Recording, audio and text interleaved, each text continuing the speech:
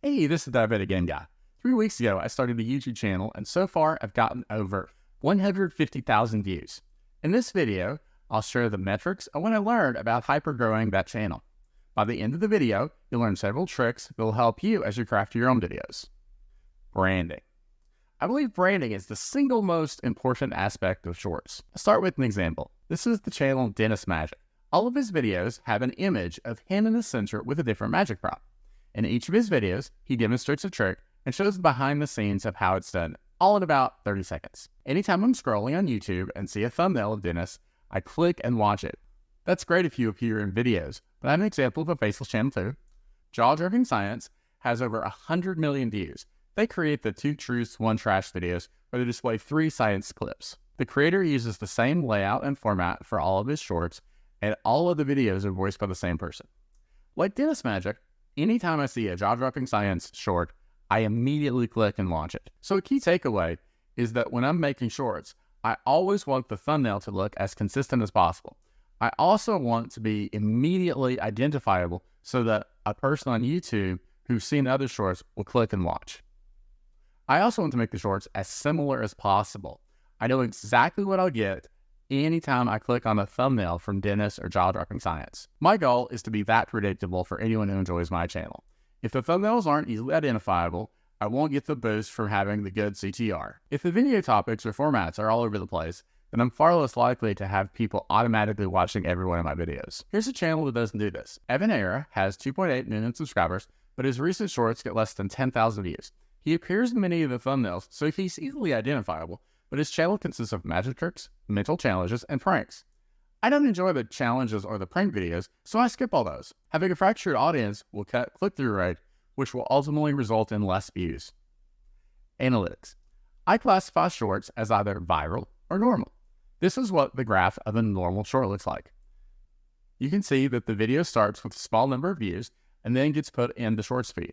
While in this feed, you'll get most of your views and impressions. After a couple hours, it'll be removed, and the views will just plateau off. When I first started the channel, my video would be shown to about 100 people or so with a 6% click-through rate. My first 5 videos only averaged 41 views each. I define a viral video as one where the views are 10 times the subscriber count. So if you have 100 subscribers, a viral video for your channel would need 1,000 views. Whereas if you have 50,000 subscribers, the video would need 500,000 views. The top graph is one of my first viral videos.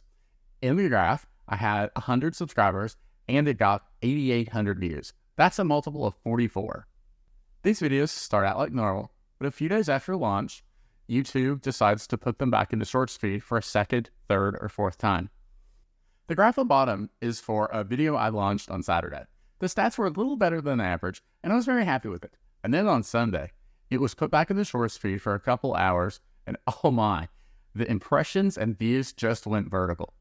On Saturday, I had 1,350 views, but when it got picked up the second time, the views more than tripled to 4,685. The views have slowed, but it's still brought in over 500 more views in the last 2 days. The reason viral videos are so important is because each viral video seems to raise the number of impressions for your future videos. When I first started, my impressions were less than 100. After a week, I was getting 2,500 impressions, and after 2 weeks, my videos were displaying in the Shorts feed 6,000 times. After 3 weeks, my top video has been shown over 13,000 times. My video views are naturally going up because YouTube is just putting them before so many more eyeballs. Publishing schedule. I made a huge mistake when I started this channel. All the videos were doing well and the channel was growing quickly, so I decided that I would just release a new video each time one plateaued. It made sense, and I wanted to give YouTube fresh content that they could put in front of their audience. But I believe I triggered a spam filter. My videos went from taking minutes to appear in the Shorts feed to sitting idle for 4 to 6 hours. This hurt all my metrics and my views per day plummeted. I did some research and saw that people were suggesting uploading a maximum of 3 videos per day. I chose to upload only 2 videos per day, hoping the slower pace would allow me to escape the spam prison. After a week of this slower pace, I noticed my videos getting to the feed in a couple hours, but it still takes far longer than before. My single best day was September 18th. Roughly 1 week after I started the channel. Now, even though I have more than 3 times as many videos with far better audience metrics, I'm still not seeing the success I did before I triggered the spam filter. Duration. Before I go into this topic, I want to share a creator who's mastered it. It's Nick Kozer, the Dancing Weatherman. Here's my favorite video by Nick. Here's Dancer 1, Dancer 2, Dancer 3, Dancer 4.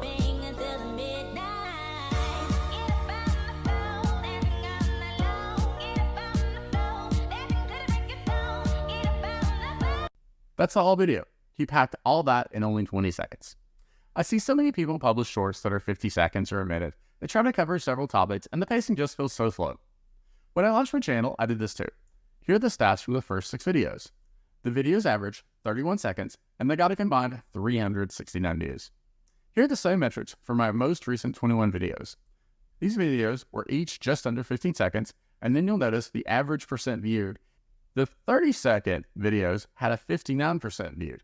People spent longer on the videos, but because they're swiping away, the videos just didn't do as well in the YouTube algorithm. My new videos add an average of 26 subscribers compared with the first group that got 0 subscribers. If your shorts aren't taking off, I highly suggest simplifying the concept and chopping the time as much as possible. So that's what I've been doing to grow a channel to 150,000 views in 3 weeks.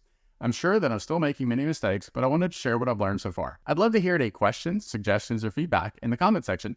And as always, thanks for watching.